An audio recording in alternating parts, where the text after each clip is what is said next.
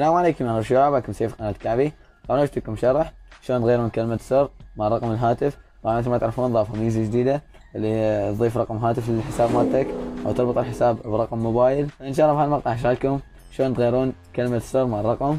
طبعا هواي اشخاص يعني ربطوا الحساب برقم هاتف، بس اكو اشخاص يعني مثلا وثق بشخص وطار الرقم وطار الرمز، طاب الشخص بقى يدخل على الحساب مالته. طبعا احد المتابعين سألنا على هاي الشغلة، قال لي انه انطيت الحساب مالت صديقي واحتمال يعني صديقي ما واثق بيه او هيجي.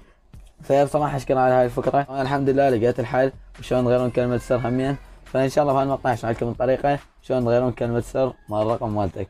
فقبل لا نبدي خلي لايك واشترك بالقناه وتفعل الجرس اذا حاب تتابعني، ويلا خليكم من الشرح. طبعا مثل ما تشوفون الحساب مالتي رابطه بجوجل وفيس، رابطه برقم موبايل، واقدر اضيف بعد ايميل. ان شاء الله المقطع الجاي راح يكون شرح عن الايميل، شلون نضيف ايميل احتياط. فمو مشكله، خلاص انا اسوي تسجيل خروج. طبعا بعد ما طلعت هنا صفحه تسجيل الدخول، شو تسوي؟ تدوس على هاي مور مثل ما تشوفون، هاي مور دوس عليها. لاحظ هنا يقول لك فون اور ايميل، ندوس عليها. هنا مثل ما تشوفون ماكو ميزه تغيير كلمه سر. فشو تسوي انت؟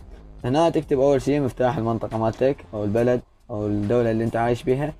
ف 964 هو مال العراق، تكتب مال الدوله مالتك. طبعا انت راح تلقاه موجود على حسب الدوله اللي انت عايش بيها، راح تلقاه موجود ولا تطخه لا تغيره. فاذا كان بخطا تقدر تغيره. فايش تسوي هسه انت؟ هنا جوا تكتب الرقم. طبعا مثل ما تعرفون نكتب الرقم، ما نكتب 077، لازم نكتب 77. فانت هنا ايش لازم تسوي؟ ركز وياي، لا تكتب 77، لا اكتب 077 واكتب الرقم مثل ما تشوفون كتبت 077 مو 77، لان هي المفروض انه انت من تكتب رمز المنطقه تكتب 77. مثلا الثاني 77 انت تقدر تكتب 75 78 وهيك يعني هاي الارقام الكورك وذني.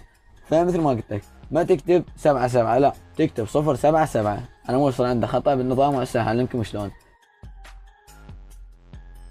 فهسه تكمل الرقم مالتك، تكتب الرقم. فمثل ما تشوفون كتبت الرقم مالتي وما كتبت 77، كتبت 077. فهمت شلون؟ هسه شو تسوي؟ تكتب كلمة سر، بس كلمة السر اكتبها صحيحة، مو تخطئ بكلمة سر، اكتبها مثل ما انت مسويها. يعني هسه انت ربطته كتبت كلمة سر، اكتب نفس كلمة سر، لا تكتبها غلط. فمثل ما تشوفون كتبت كلمة سر. هسه شو تسوي؟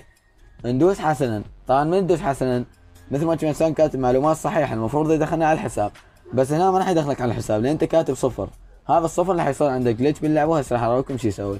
ندوس حسنا، فشل تسجيل الدخول، يرجع عاد المحاولة. هسه ندوس حسنا. مثل ما تشوفون طلعت لنا هنا ميزة هل نسيت كلمة السر. لاحظ هنا هل نسيت كلمة السر. فهاي شلون طلعت؟ هاي من كتبنا صفر صار خطأ وطلعت لنا هاي الميزة. طبعا هنا هسه ايش لازم تسوي؟ تعدل رقم الهاتف مالتك، تشيل الصفر. هسه تشيل الصفر مثل ما تشوفون، بقينا بس الرقم. هل نسيت كلمة السر؟ هسه نسوي هيك او ندوس هل نسيت كلمة السر.